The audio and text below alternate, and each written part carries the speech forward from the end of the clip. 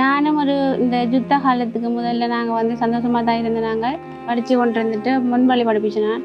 படித்து கொண்டிருக்கக்குள்ள தான் இந்த சண்டை பெருசாக வந்து யுத்தம் நடந்து நாங்கள் அதில் காயப்பட்டு எனக்கு ஒரு கை தூக்கி இல்லாது முகத்தில் காயம் அப்படி இருந்தது.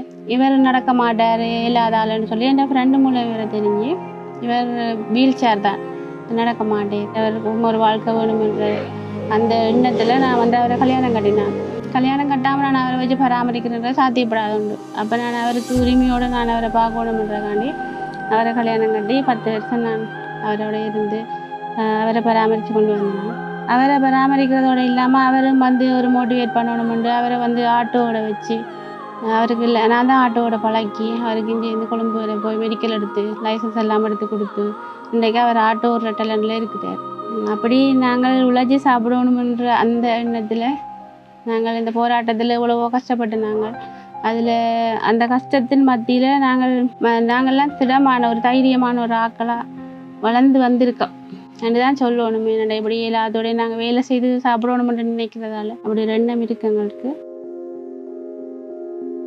என்னுடைய கடை 14ஆம் கட்ட ஸ்டாண்டில் இருக்குது.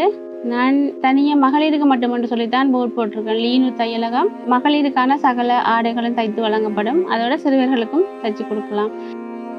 எனக்கு வந்து ஓட்டோ ஓடுறது வந்து ஒரு சவால் தான்.